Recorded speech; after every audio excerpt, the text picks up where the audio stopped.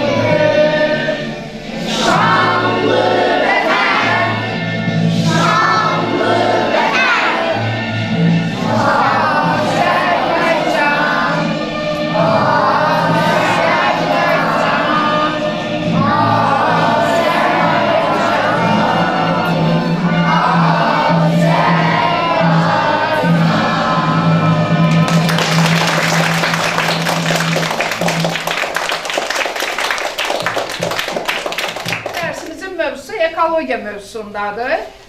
Yəqin ki, siz məktəbdə həyat bilgisi, təbiət, fənlərinin tədrisi ilə məşğulsunuz.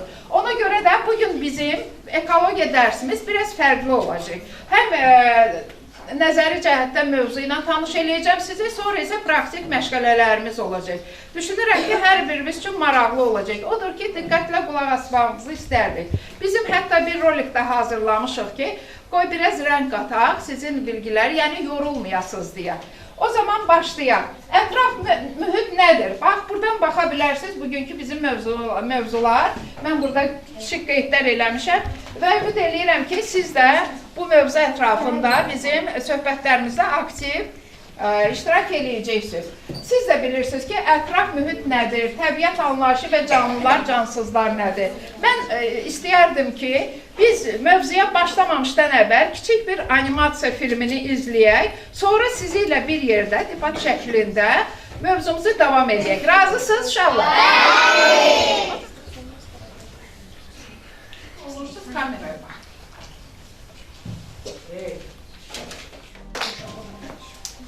Uşaqlar, sizin aranızda kiçik bir sual-cavablar eləyəcəyim.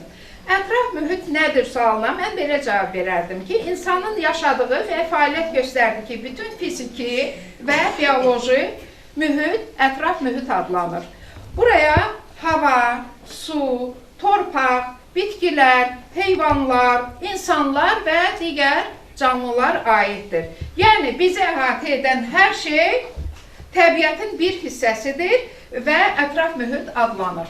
Razısınız da, bu bilirsiniz nədir? Bunu yəni biz hər birimiz bu cür ifadə edə bilərik ətraf mühiti. Təbiət anlayışı isə insan tərəfindən yaradılmayan və öz-özünə yaşamış hər şeyi əhatə edir. Bax, yenə deyirəm, dağlar, meşələr, çaylar, göllər, okeanlar, bunlar bitkilər, heyvanlar, canlılar və cansızlar, yağış, günəş, külək, torpaq, bunlar hamısı nədir? Təbiətdir.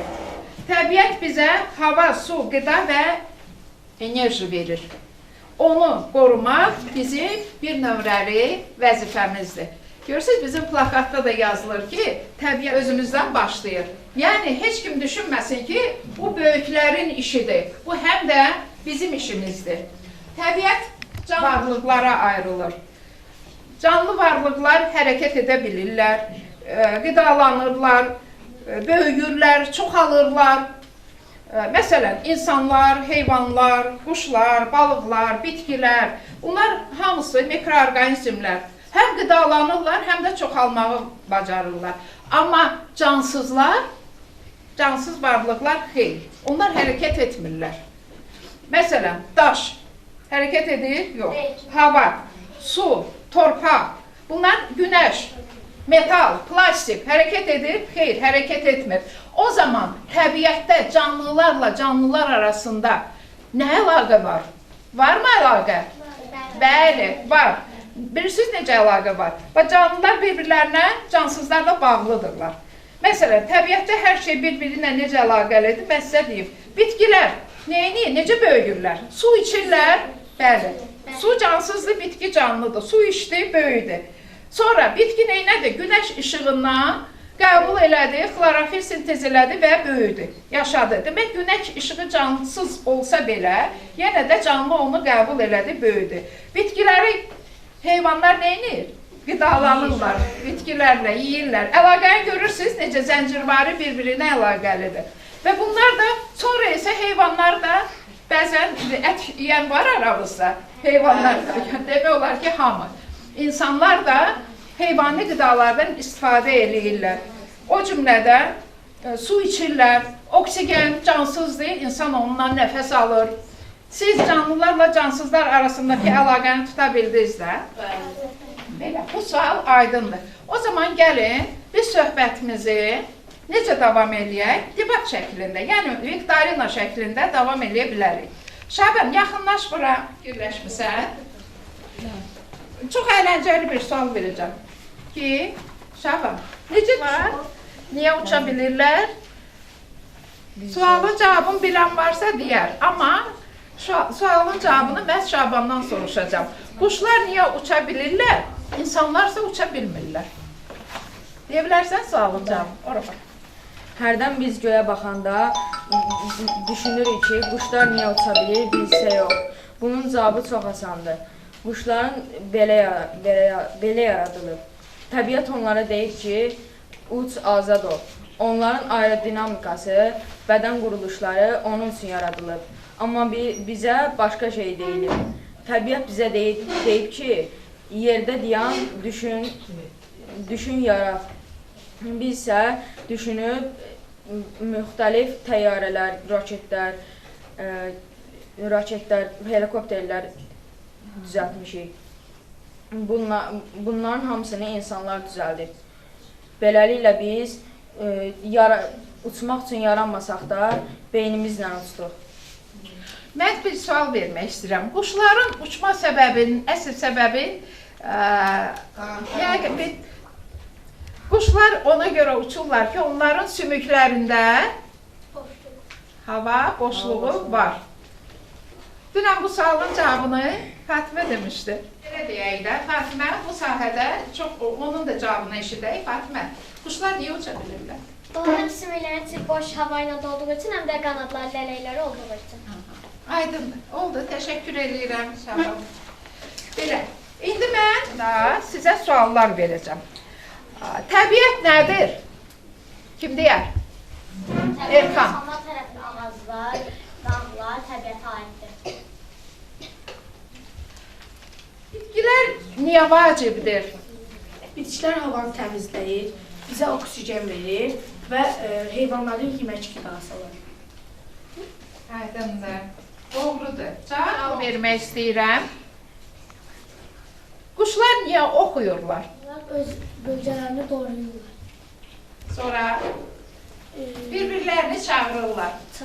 Bəli. Sual vermək istəyirəm. Ağaclar olmadan nə baş verər uşaqlar? Atmosferdə oksigen olmasaydı, ağaclar oksigen Oksigen bırakır, karbon qazını isə udurlar. Ona görə də görürsünüz bizim icmanın həyətində nə qədər yaşıl ağaclar əkmişik, sərv ağaclardır. Onlar çox aktiv şəkildə oksigen ifraz edirlər. Hətta Sovet dönəmində profilaktoriyalarda, sağlıq ocaqlarında məhz çoxlu yaşıllıqlar, ağaclar əkirdilər ki, insanlar oradan daha çox oksigen qəbul eləsinlər, tez sağalsınlar. Onun müalicəvi əhəmiyyəti çox böyükdür. Bir sualım da var. Ətraf mühit nədir sualına kim dəqiq cavab verər? Bizə əhatə edən hər şeydir. Hava, su, torpaq, bitkilər və heyvanlar. Necə qorunmalıdır? Kim deyər? Elgün. Suları qorumaq, suyu israf etməmək və təkrar emal etmək. Doğrudur cavab. Eşitmək istəyərdim. Düzdür, su haqqında biz indi danışacağıq. Su və suyun əhəmiyyəti. Bilirsiniz ki, təmiz su ehtiyatları nədir? Və su israfçılığının qarşısını almaq mütləq bugünkü gündə bizə lazımdır. Siz də bilirsiniz ki, artıq qlobal istiləşmə gedir və bu zaman məcburiyyətdən biz içməli su ehtiyatlarımız azalır. O yüzden hər birimiz, yəqin ki, uşaqlar, evdə də eşidirsiniz ki, valideynlər deyir ki, kran açıq qaldı, suyu bağlayın, israf olmasın. Hətta bəzilən valideynlər deyir ki, şoçuk yazır orada, suyu bağlayın, az işlədin. Onlar haqlıdırlar. Yəqin ki, siz də düşünürsünüz ki, suyu az istifadə eləmək lazımdır, israf etməmək lazımdır. O zaman mən sual verərdim ki, niyə suyu israf etməməliyik? Dəniz, sən bunu... Çünki təmiz su məhduddur və hamımızın ona ehtiyacı var. Suyu israf etməməliyik. Çirklənməsindən danışmaq istəyirəm sizə. Bilirsiniz ki, bu da indiki dövrdə çox bizi narahat edən məsələlərdən biridir. Siz bilirsiniz ki, Sumqayıt kimyaçılar şəhəridir. Bizim yaşadığımız qəsəbə isə məsələ kimyaçılar adlanır. Çünki Sumqayıtın təməli məhz bu ərazidən qoyulub uşaqlar. Burada çoxlu zavodlar, kimyəvi zavodlar işə düşmüşdü və zamanında sizin valideynləriniz, babalarınız, nənələriniz, hətta belə deyək, hal-hazırda da böyük qardaş bacılarımız bu zavodlarda çalışırlar. Zamanında indi artıq bu ekoloji problemlər prioritet olduğu üçün artıq zavodlarda qazovka deyirdi ki, xatırlayırsınız, havaya zəhərli tüstülər buraxırdılar və insanların nəfəs alması çətinləşirdi. Bunların qarşısını almaq üçün ekoloqlar həyəcan təbili çalmışdılar və hal-hazırda bu bizim yaşadığımız qəsəbədə fəaliyyət göstərən zavodlarda da ekoloji fəallığı belə deyək də, artırmaq məqsədi ilə məhz bu havaya buraxılan tüstünün, qazların qarşısı alınmışdır. Havanın funksiyası zərərli qazlarla dolu olarsa hava yerinə yetirilmir. Yəni biz nəfəs alarkən zərərli qazlarla nəfəs almış oluruq ki, bu da bizim sağlamlığımıza çox böyük ziyan vurur. Ona görə də biz həmişə havanın təmiz qalması üçün mütləq nə etməliyik? Daim ağacları əkməliyik və havanın çirklənməsinin qarşısını almalıyıq. Çox vaxt görürsünüz, məhəllədə zibili yandırırlar. Siz bunun şahidi olmuşsunuz. Siz o zaman buna biganə qalmamalısınız. Ən yaxındakı su hövzəsindən ya evdən su gətirib o tüstünü söndürməyiniz vacibdir uşaqlar. Çünki bu tüstü hamısı sizin nəfəsinizə gedir və ətraf havanı çirkləndirir. Biz torpaq haqqında da danışa bilərik. Torpaq və torpağın qorunmasından danışmalıyıq. Sizcə torpaq nəyə görə qorunmalıdır? Kim bilir bu sualın cavabını? Kimsə bilmir. O zaman bilin ki, torpaqda bütün canlılar torpaqdan qidalanırlar. Siz bitkilərlə qidalanırsınız, meyvə tərəvəz alırsınız. Onlar harada yetişir? O zaman niyə bu sualın cavabı üçün düşünməliydiniz? Bax, budur söhbət. Onu öyrəndiklər bizi. Torpaq canlılar üçün əhəmiyyətlidir. Siz də canlısınız, heyvanlar da canlıdır, quşlar da canlıdır. Ona görə də onlar məhz torpaqda bitən, yetişən meyvələr, tərəvəzlər, otlar və kök meyvələr. Bunlarla qidalanırlar və bunlar gündəlik bizim məişətimizə daxildirlər. Bizim mövzularımızdan biri də tullantılar olacaq. Tullantılar və onların növləri haqqında məlumat verim. Belə bir əyləncəli sual vermək istəyərdim. Siz, hər birinizə aiddir, mənə də aiddir. Zibil torbası olsaydınız, insanlara nə deyərdiniz? Torbası olsaydınız, insanlara nə deyərdiniz? Mən deyərdim ki, mən qarışıq şeyləri sevmirəm. Hər şeyi bir araya toplayın, bir yerdə hər şeyi atmayın. Afərin Dəniz, afərin. Yenə kimsə O zaman uşaqlar, baxın, bu nədir? Tanış gəlir. Zibil torbası və içində zibillərlə bir yerdədir. Dəniz, gəl görək bu zibil torbasında mən düzmü yığmışam? Yoxsa sən bunları düzgün çeşidləyəcəksən. Bizim zibil torbamızda bugün işıqları dəyişdik. 2 dənə zibil korobkası və içində 2 lampa var. Bu material nədir? Şüşə. Bu isə kağız. Kağız, şüşə. Bir yerdə atılmamalıdır. Düzdür Dəniz? Birinci səhvimiz bundan ibarətdir. Biz zibilləri indi çeşidləyəcəyik. Bu nədir? Karbon. Bəs bu? Metal. Metaldır, düzdür? Ayda, bunun içində nə var? Alça, çuğundur, bitkilər, yumurta qabığı, qida qalıqları. Qida qalıqları. Xörək pişirmişəm, qabıqları tökmüşəm içinə. Bunlar nədir? Plastik. Plastiklər. Deməli, plastiklərdə bir yerə yığmışam. Çox kobud səhvə. Bu nədir? Şüşə. Baxın, görüm sonra nə yığmışam bura? Baxın. Dəmir. Dəmiri də bura yığmışam. Əlimə nə keçib hamısını bir bloka yığmışam. Bu nədir? Bax bu. Ay qızlar, oğlanlar, əziz uşaqlar, bu 2 qat. Baxın, üstü kardondur, içi isə metal falqa ilə örtülüb. Bilirsiniz də, germetik olması üçün. Demək ki, bu zibil də ayrı çeşidlənməlidir. O zaman biz nə edirik? Dəniz. O zaman biz rəyli salafanları götürürük. Gəl, sən də kömək elə. Gəl.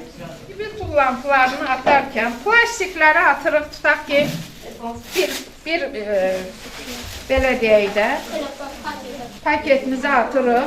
Kartonları yaşıla atırıq, təkrar emala gedəcək. Kartonları yığdıq bura. Bunun içində də şüşə var. Kartonlar gedir hara? Bura. Mələyin torbasına getdim. Şüşələrsə gedir Nəzminə. Fatiməyə. Şüşə. Bu da şüşə metal qarışığı olduğuna görə belə. Yerdə qaldı. Kardon. Yenə kardon. Plastik. Baxın, bunlar salavan olduğuna görə bura gedəcək. Yerdə qaldı pedal qalıqları. Bir də metal. Metal kimdədir? Metalı ayrı yığacaq, düzdür? 3 dənə metalımız var. Çox, şüşə. Bitti. Aydındır.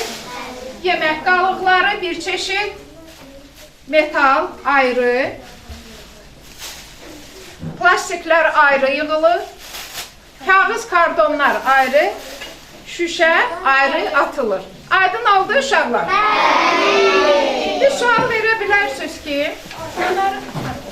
mən nəyə görə bunları sizə dedim və göstərdim? Həm də uşaqlar özləri bu prosesdə iştirak edir. Təkrar emala gedir və bunun böyük əhəmiyyəti var. Mən indi sizə təkrar emaldan emal necə olur, onu izah edəcəm. Bizim məhəlləmizdə bir klonkasiyaka deyirik də, bəlkə orada olanlar var. Bunlar gedir təkrar emala, şüşəni əridirlər, yenidən hər hansı bir şüşə, belə deyək də, dairələrmi, yaxud hər hansı bir şəkildə, baxın, necə gözəldir, görürsünüz bunu? Bu şüşə qabdır, akvarium, bunun böyük forması akvarium kimi istadır. Amma içindəki dənələr təmiz şüşələrdir, stikerlər. Baxırsınız, bax şüşədir. Bunlarsa bu kiçik palmacıqlar. Bunlarsa sizin gördüyünüz plastik qablar var idi ya. Həmən plastik qablardan əridildikdən sonra belə bir forma verilir, kiçik palma ağaclar. Hətta burada bir at da var, o da plasmasdandır. Və nəticədə belə bir gözəl dekor düzəltmişik. Görürsünüz ki, yəni buna deyirlər geri dönüşüm. Yaxud da ki, biz təbiətdə görürsünüz plastik qablar. Yəqin ki, mağazadan alanda hər hansı bir ərzağı, tutaq ki, pendir, ya şol, ya nəsə alırsınız, belə qablarda alırsınız, düzdür? Bu qablar da geri dönüşümdən sonra hazırlanan plastik qablardır. Gördüyünüz güldanları görürsünüz də burada, gül qabları. Bunlar da hamısı geri dönüşü plastikdən hazırlanır. Bu nə qabıdır? Əslində su qabıdır. Hamımızın evində su qabı olur. Baxın, görün, mən onu bu şəkildə döndərmişəm, gül qabı eləmişəm. Kəsirsiz plastikdir və gül əkmişəm. Biz indi praktik məşğələmizdə gül əkəndə mən onu nətər hazırlamışam, onu sizə göstərəcəm. Belə, təkrar emalın əhəmiyyəti elə bilirəm ki, başa düşdünüz ki, təkrar emal nə üçün lazımdır? Amma bir yerdə əgər qatırsınızsa, o zaman zibilləri orada çeşidləyə bilmirlər. Yəqin görmüsünüz, zibil qutularının yanında bir yaşıl qutu da qoyurlar ki, kim geymirsə paltarı, ayaqqabını ora atsın. Düzdür? Bəli. Ora görürsünüz, parça məhsulları atırlar. Parça məhsullarını ora atmaq doğru deyil. Siz əgər geymədiyiniz köhnə paltarları çalışın ki, orada nəzərdə tutulmuş qutulara atın. Məsələn, mən köhnə paltarları, bax, belə iplər şəklində kəsirəm. Gəl, görüm, dəniz bura. Gəl. Və bu nədir? Baxın, toxunuşam. O zaman tut və başla pırıqılka oynamağa. Tut, geç qabağa. Pırıqılka oynaya bilirsən? Tamam. Biraz böyükdür, qısalda bilərsən. Əla. Bildiniz? Yəni, siz o əskiləri, köhnə nələrisə atmayın. Bax, bu şəkildə uzun iplər ki, kəsirsiniz, toxuyursunuz və istifadə etmək üçün çox belə ekoloji təmiz pırıqılka düzəldə bilərsiniz. Keçək. Yəqin ki, balıq qulaqları ilə tanış olmuşsunuz da. Mən balıq qulağı hər dəfə dəniz qırağına gedəndə yığıram. Yəqin ki, növbəti məşğələlərimizdə sizə göstərəcəm. Mən sizin boyda olanda, baxın nə düzəltmişdim. O vaxt bizim dövrümüzdə bunda smetan satırdılar, şüşə qabda. Şüşə bankadır. Onun üstünə plastilinlə yapışdırdım. Sonra balıq qulaqlarını bu şəkildə düzdüm. Özüm üçün qələm qoymaq üçün qab düzəltmişdim. Bax, sizi boyda idim. Siz də boş vaxtınızda belə figurları düzəltməyə səy göstərin. Yaxud da ki, karton. Biz kardonu bayaq zibil torbasından çıxartdıq, düzdür? Amma mən kardonları atmıram. Baxın bu Qız Qalası maketinə. Xoşunuza gəlir. Baxın. Bu Qız Qalası maketi kim deyər, nədən hazırlanır? Kardon və dəniz qumundan. Bunu da məşğələdə öyrənərik. Kardon və dəniz qumundan belə bir maket hazırlamaq mümkündür. Yaxud da ki, bu mənim çantam.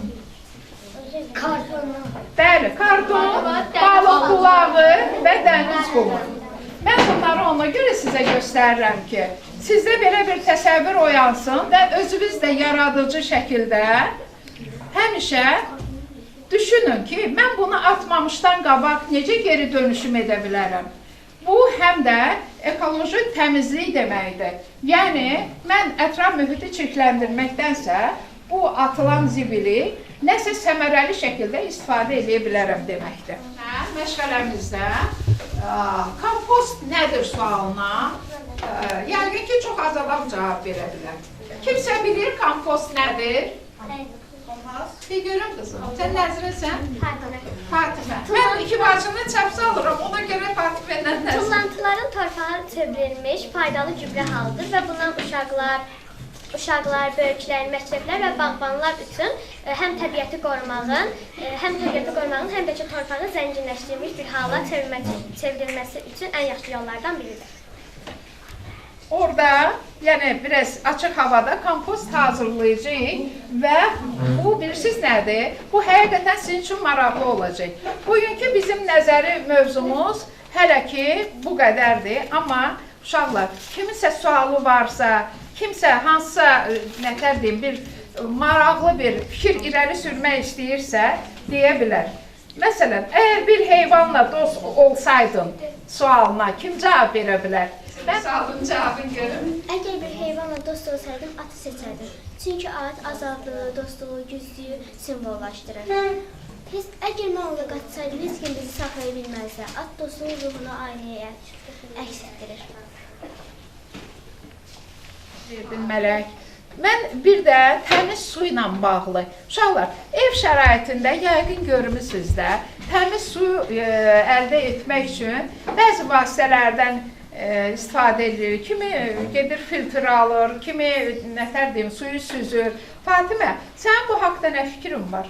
Nəsə bir fikrin var? Nəyə görə? Su həyat mənbəyidir. Su insanlar, bitkilər üçün çox, heyvanlar, bitkilər, insanlar üçün çox, yaşamaq üçün çox vacibdir. Onun üçün də təmizləmək, içmək, təmizləmək, kənd təsərrüfatlarından və sənayədən istifadə edilir. Bunun üçün də suyu qorumaq çox vacibdir və suya qənaət etmək və suyu qorumaq çox önəmlidir. Təşəkkür edirəm, mən gözəl cavab verdin. Təmiz su filtri hazırla. Mən eşitmişəm ki, sən nəsə bir şeylər fikirləşmişsən. Göstərə bilərsən bizədir. Bu su filtrdir. Burada bir plastikdən kəsirik, sonra da içinə biraz pambıq qoyuruq. Qabaqda biraz deşiklər açdıqdan sonra suya tökürük və buradan artıq təmiz su əldə edə Gəl bilirik. baxaq görək. Biraz suyum var, onu da tökürəm. Baxaq görək. Baxın uşaqlar, su pambıqdan süzülür. Oradakı, belə deyək də, qum dənələri, hamısı orada qalır. Amma təmiz su aşağıdakı qaba tökülür. Və Fatimə həqiqətən də bunu çox gözəl fikirləşib. Hər birimiz evdə təmiz su əldə etmək üçün bundan istifadə edə bilərsiniz. Biraz da bizim indi praktik məşğələmiz olacaq. Bu məşğələdə biz, belə deyək də, açıq havada kompost hazırlayacağıq. Kompost hazırlamaq üçün nələrdən istifadə olunur? Kimsə bilir, sizə deyirəm və bunu yaddaşınızda saxlayın ki, siz də ev şəraitində güllərə qulluq eləyərkən, yaxud həyətdə nələrdən istifadə edəcəksiniz. Kompost iki hissədən ibarətdir. Kompost qutusunda hazırlanır. Baxın, kompost qutusumuz budur. Bax, belə bir qutudur. Hər kəs üstünə yazırıq və belə bir qutuda biz bunu bugün hazırlayacağıq. Bura həm yaş maddələr daxildir, həm də quru maddələr daxildir. Yaş maddələri siz gördünüz, tərəvəz və meyvə qabıqları. Bu bugün bax çovundur, kök, xiyar və s. də qabıqlardan. Sonra evdə çay dəmləyirsiniz. Çayın o tortası deyirik, çayın qalığı. Onu da oraya əlavə edirik. Çiçəklər və yarpaqlarından istifadə edə bilərik. Yumurta qabıqları, otlardan və kəsilmiş yaşıl yarpaqlardan biz yaş gübrəni bir hissəsini hazırladıq. Quru maddələrdən də istifadə edirik. Bunlar qurumuş yarpaqlar, kağız, yəni karton. Sonra istifadə edə bilərik. Məsəl üçün, rəngsiz kağızlar olmalıdır ya, bax. Mən indi sizə göstərəcəm. Üstündə əgər rəngli kraska ilə nəsə yazılıbsa, yaxud şriftlə nəsə yazılıbsa, çap olunmuş, ora artıq kimyəvi rənglənib o karton. Ondan istifadə eləmək olmaz. O ziyanlı bir şeydir. Ağac yarpaqları, saman, apelka deyirik də, ağac yonqarı, ondan da istifadə eləmək olur. Deməli, birinci lay tökülür torpaq, su, sonra üstündən isə canlı gübrəni tökürük. Və nə olmaz kompost hazırlayarkən? Ət, balıq, ümumiyyətlə süd məhsulları qətiyyən olmaz. Çünki bilirsiniz, onlar qalanda biraz iylənirlər və zəhərli maddəyə çevrilir. Plastik, metal, şüşə olmaz. Siz gördünüz, biz onları ayırdıq burada. Bunlar qətiyyən təbiət üçün çox zəhərlidir. Onlar mütləq geri dönüşümə məruz qalmalıdırlar. Kimyəvi maddələrdən istifadə etmək olmaz. Bir də boyanmış və parlaq kağızlardan istifadə eləmək olmaz. Bu qədər. Bizim bugünkü tədbirimizdə bizim kiçik uşaqlarımız da iştirak edirlər. Biraz əyləncəli olsun deyə onlardan da nəsə eşitmək istərdim. Sizcə, uşaqlar, mən sizə təbiətə aid şəkil göstərsəm, siz onun haqqında nəsə deyə bilərsiniz? İmandan başlayaq. İman, gəl bura. İman, gəl bura. Neçə yaşın var? Ora bax. 7 yaşı var İmanın. İman, bu şəkillə bax və gördüklərini say. Heyvanlar və təbiət. Hansı Ağaclar. Hansı heyvanları tanıyırsan? Hansı? O zaman əlindən göstər. Aslan, pələng, fil, dəvə, kenguru, zürafə, dovşan, sonra eşək. Bu isə rozov rəngdədir, yəni çəhrayı flamingo quşudur, bax, flamingo. Təşəkkür edirəm, çox sağ ol. Çox mükəmməl cavab verdiniz.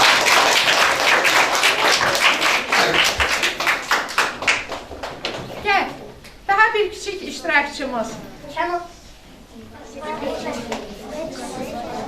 Kənan, bu şəkildə gördüyün nədir?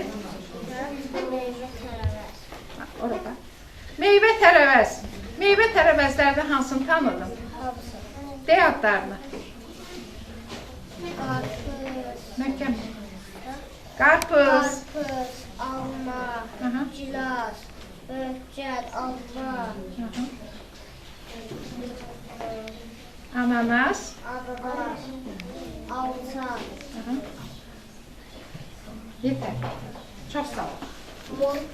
Belə, bilirsiniz uşaqlar, bu şəkilləri göstərir. Ən kiçik yaşlı uşaqlarımız belə təbiətə maraq göstərirlər və onlar, yəni bu yaşda belə onlar bunları dərk edirlər şəkillərdən. Yəqin ki, növbəti məşğələlərimizdə biz sizlə şəkil çəkərək mən təbiəti hansı rəngdə görürəm sualına öz çəkdiyiniz şəkillə cavab verəcəksiniz. Gələn dəfəki məşğələmizə bunu ev işi şəklində rəsmimizi gətirərsiniz. Olar?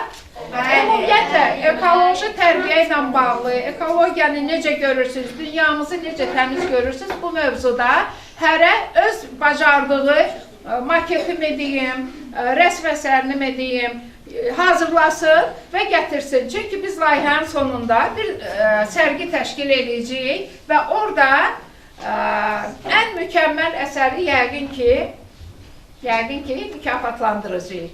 Qədər. Bənzəri sualımız da qalıb. Məsələn, bu sual üstündə hamınız düşünün.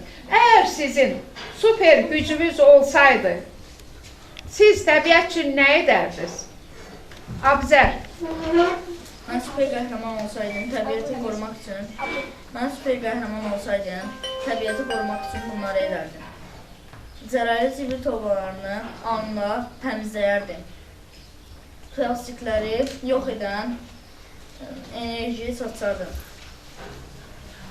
Bir toxunuşda ağaclar əkərdim.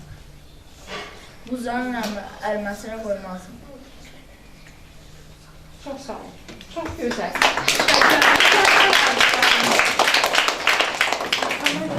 Məzmunu tərəfin sizə deyim. Filosof Konfutsiyin bir sözü var. Deyir ki, mənə söylə və mən unudacam. Mənə göstər, bəlkə yadımda qaldı. Və məni cəlb et və mən anlayacam. Ona görə də uşaqlar, bugün burada söylədiklərimizi siz əminəm ki, unutmamaq üçün neynəməlisiniz? Evə gedəndən sonra, yəqin ki, hamısının evində bir dənə gül dibçəyi və bir dənə gül var. Hərəniz evdə bir gül əkin və başlayın ona düzəltdiyimiz gübrə verməklə ona qulluq eləməyə. İnanın ki, öz əziyyətinizdən özünüz zövq alacaqsınız. Mənsə bugün praktik məşğələ üçün öz kiçik dostlarımla sizə həm kompost hazırlanması prosesini göstərəcəm ki, sizin yadınızda qalsın və siz unutmayasınız. Həm də gül əkmək qaydasını kiçik dostlarla orada sizə nümayiş elətdirəcəyik. Olar, sonra isə çay fəsiləsinə gələrik. Kompost gübrəsi hazırlamaq lazımdır, ona izah elədim. Bunun üçün ilk növbədə birinci torpağı tökürük. Bu hazır torpaqdır. Gördüyünüz kimi. Birinci layıq torpaqdan ibarətdir. Tökürük bura. Sonra isə üzvü gübrə hazırlamaq üçün evdəki məişət tullantılarından, hansı ki qida mənşəlidir, onlardan istifadə edirik. Baxın, yəqin ki, hamınız hər gün xiyardan istifadə edirsiniz yeməyə. Onları tökürük xırda-xırda torpağın üstündən. Bu nədir? Yumurta qabığı. Onu da ovuruq çox xırda-xırda və əlavə eləyirik bura. Kök və çoğundur qabıqları bilirsiniz ki, vitamin mənbəyidir, ən çox da antioksidantlar. Onları da əlavə eləyirik. Görürsünüz, hər birini ayrı-ayrı laylar şəklində. Hər gün evdə yəqin ki, çay dəmlənir. Bu da çayın qalan qalığıdır, suyunu süzmüşəm, ən mükəmməl gübrədir. Baxın. Beləliklə bir neçə lay biz qeyd elədik ki, necə bilirsiniz? Bax, sual verirəm sizə. Bu kağızdan istifadə eləmək olar? Nəyə görə? Kimyəvi maddə ilə laklanıb və üzərində şrift var. Bu, kimyəvi zəhərli maddə olduğuna görə bundan istifadə eləmək olar. Bəs bu kardondan? Bəli. Qızlar bunu xırdaladılar və bu xırda kardon qalıqlarını biz bura atırıq ki, bir müddət sonra su. Bu su qabını verin mənə. Biraz su çiləməli olacaq bura. Ki, islansın. Və vaxtaşırı şəkildə biz bunu.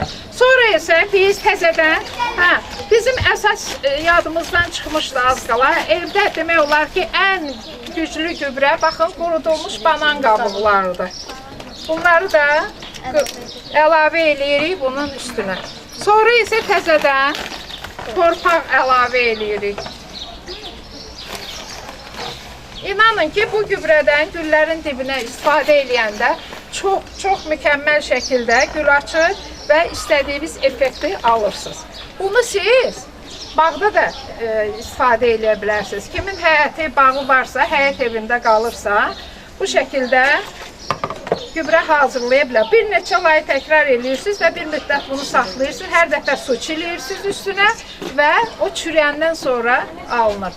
Beləliklə biz kompost qutusunu hazırladıq. Yadınıza qaldı?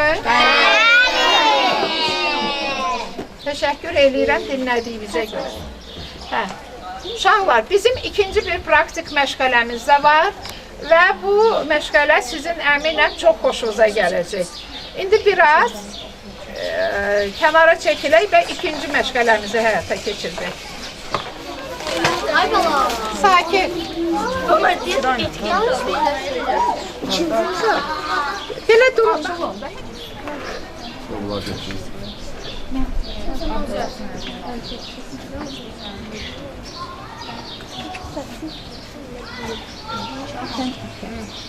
İkinci praktik məşğələmiz ev güllərinin dibçəyə əkilməsidir. Kim bu proses haqqında nə məlumatı var söyləyə bilər? Birinci nədən başlayırıq, nədə də bitiririk? Birinci qumu tökürük. Birinci dibçəyimizin aşağılarında deşiklərimizi açırıq. Baxın. Bu mütləq güllərin nəfəs alması üçün, torpağın nəfəs alması üçün vacibdir. Və bu həyətimizdə olan daşlardan. Bu daşlar keramzitlə də əvəz oluna bilər. Məryəm, haqlısan. Bu daşları tökürük ki, torpaq aşağıdan rahat hava sirkulyasiya eləsin torpaqda. Dibçəyin dibini tutana qədər bu daşdan tökürük. Bax, bu etapları yadınızda saxlayın. Baxın, biz tökdük. Sonra isə biz dibçəyimizi qum tökürük, torpaq tökürük.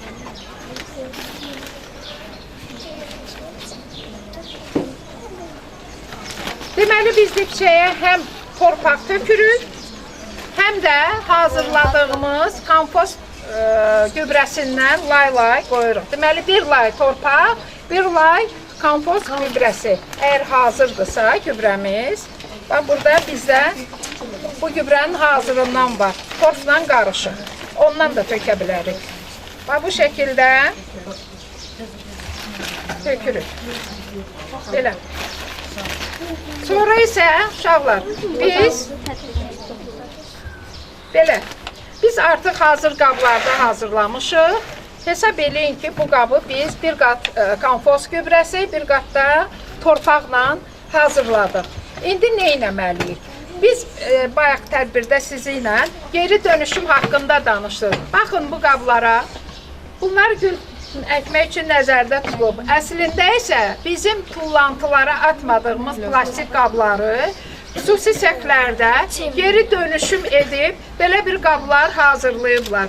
Bizim atmadığımız plastiklər təzədən özümüzə qayıdıb və ondan səmərəli şəkildə istifadə edirik. Biz gülləri əvvəldən qoymuşduq ki, kök atsınlar suda. Bugün biz lilya gülünü əkəcəyik. Məryəm, gülü qoyursan ora və dibini torpaqla doldurduq. Nuray, bəlkə sən tökəsən torpağı. Məndə ərcək var, ona görə. Nuray, Məryəmlə bugün lilyanı əkdilər. Mən daha bir nüansı diqqətinizə çatdırmaq istəyirəm. Bu gülü həm də həyətdə əkmək mümkündür. Belə güllər var ki, onları əvvəlcə kiçik qablarda əkmək lazımdır. Sonra onlar kök atandan sonra böyük qaba transfer edirik, köçürdürük. Baxın uşaqlar, yəqin hamınız evdə dovğa yemişsiniz. Bax, dovğa qablardır, düzdür? Biz dovğa qablarında kiçik ikən bundan əkmişik. İndi bu qablarda artıq kök atıblar, özlərinə hətta çiçək belə açıb. Bunu bu qablardan böyük qablara köçürdərək gülün köklərinin daha yaxşı inkişaf eləməsi üçün onların yerini dəyişəcəyik.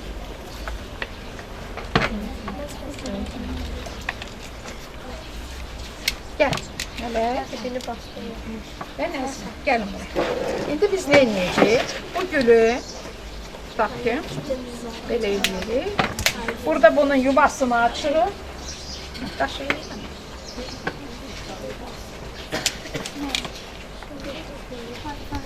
Yuvanı açdıq və gülü nə edirik? Köçürdürük daha geniş qaba. Al. Çıxar. Sən qoy. Qoy. Nə?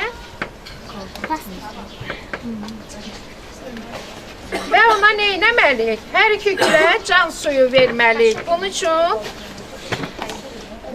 qismən ora tökürsən, sonra tök, qoy istansın. Sonra saxlayırsan və bir nəzimlə.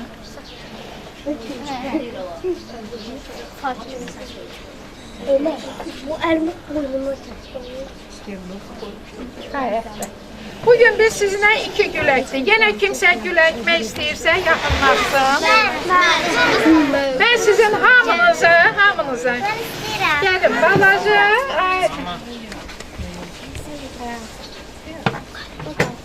Deməli, geranı əkək. Geranı əkək. Bunun üçün birinci onun yerini rahatlayırıq.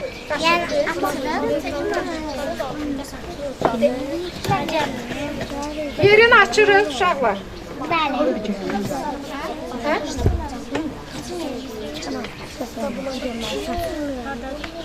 Uşaqlar yadımızda qaldı. Söz verirsiniz ki hamımız evdə gül əkəcəksiniz. Mən layihənin sonunda sizin güllərinizi sərgisini edəcəm. Eşidirsiniz?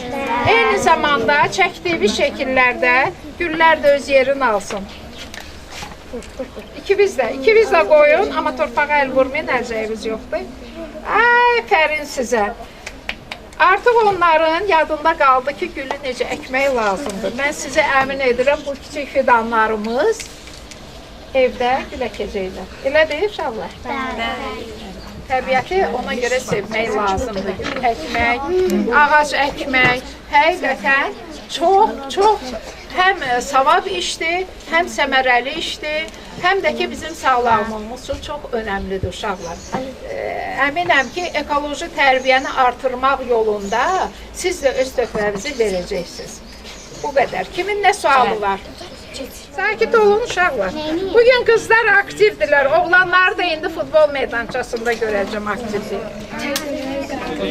Kim əlki bu tərəfi çəksin, gəlsin. Sən çox qısa qal. Çəksin onu. Nə oldu?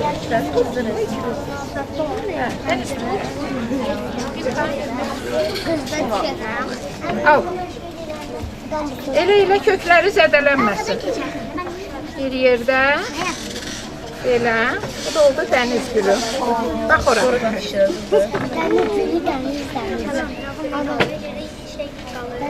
Bu güllərə gəlib qulluq eləyərsiniz icma mərkəzində. Eşidirsiniz? Əgər əkdiyimiz ağaclara, güllərə qulluq etməyəcəksinizsə, heç onu əkməyinə dəyməz. Bunu yadınızdan çıxartmayın uşaqlar. Yaxşı?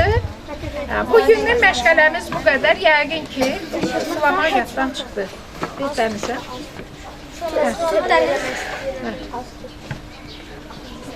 Gayətdir. Buna can suyu deyirlər. Bu qədər. Kim neydi, hə? Yox, onu yox, o birisini ver. Gəl. Mahirə dəniz. Çay da çəkəsiz də sonra. Dur da orada. Bir-iki kəlmə de, necə əkdin gülü? Danış ora danış.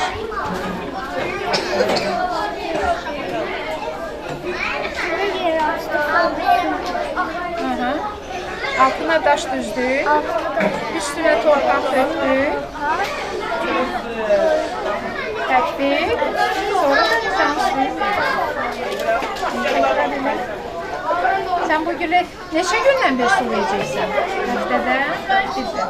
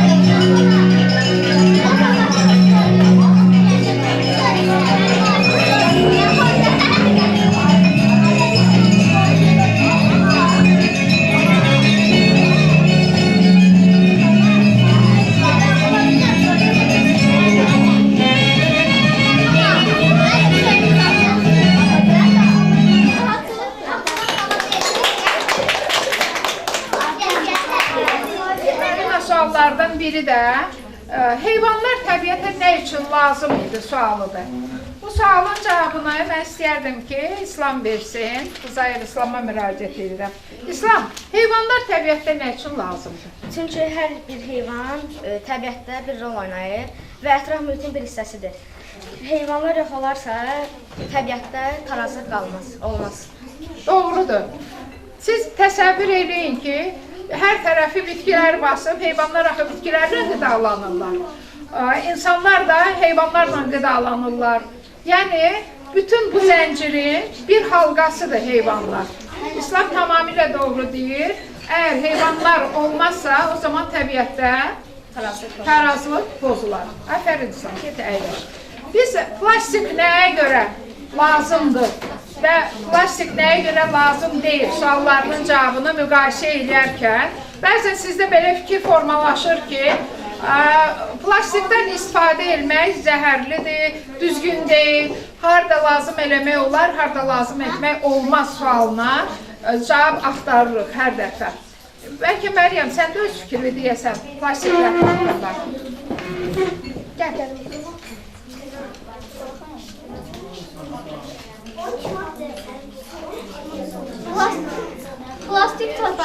uzun müddət qalır və heyvanlara zərər verə bilər.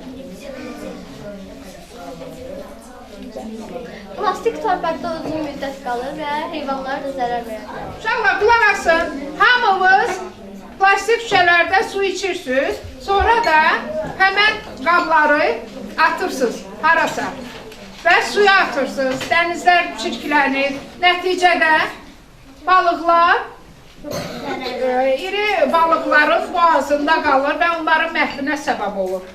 İlişir, insanlar üzərkən onların ayağına ilişir və bunlar suda həll olunmayan plastiklərdir və bunlar da böyük bir çirkab suyun yaranmasına gətirib çıxarır. Ekoloji tarazlıq pozulur və siz bunun fərqində olmalısınız. Biz adətən qlobal istiləşmə deyəndə, anormal hava şəraiti deyəndə bunun səbəblərini axtarırıq ki, bu nədən irəli gəlir.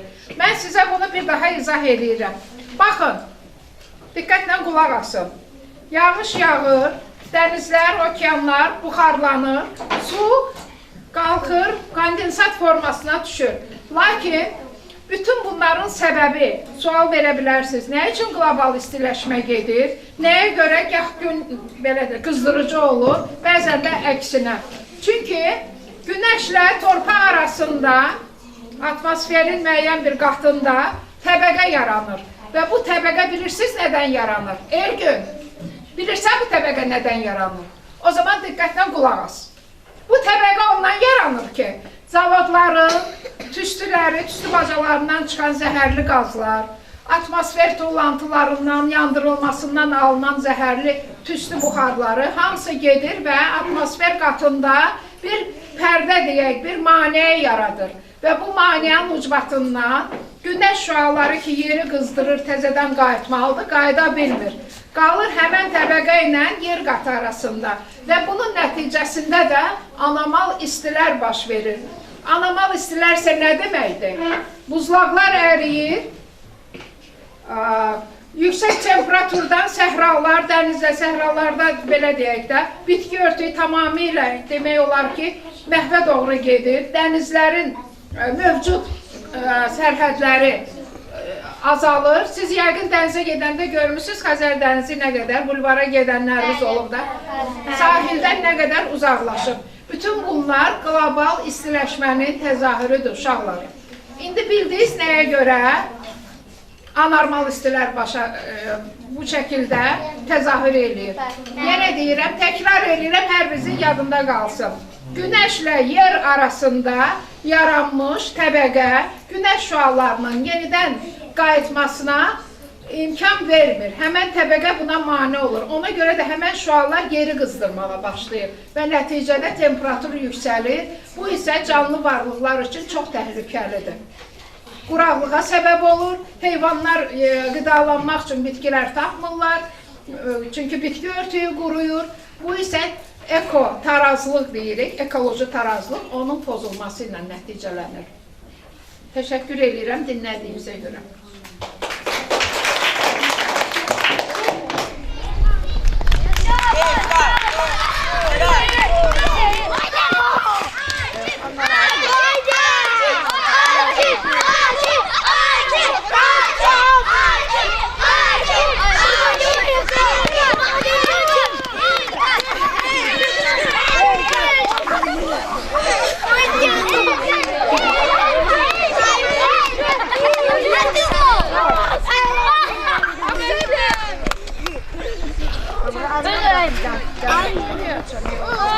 Ömer haydi. Ya. Ömer haydi kaçtın.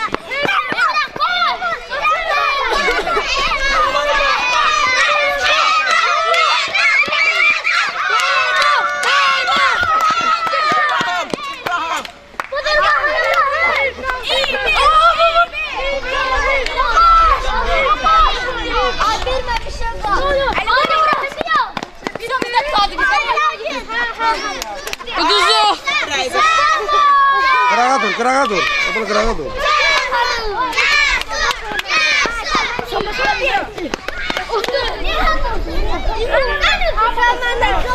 Kaliteyi şekil götür.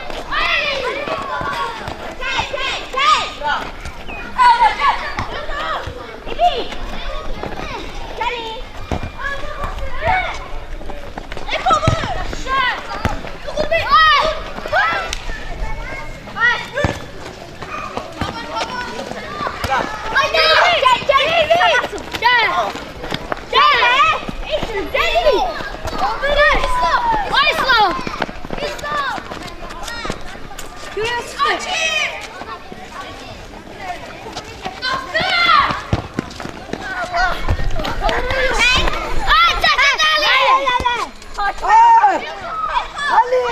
Ne yapıyorsun?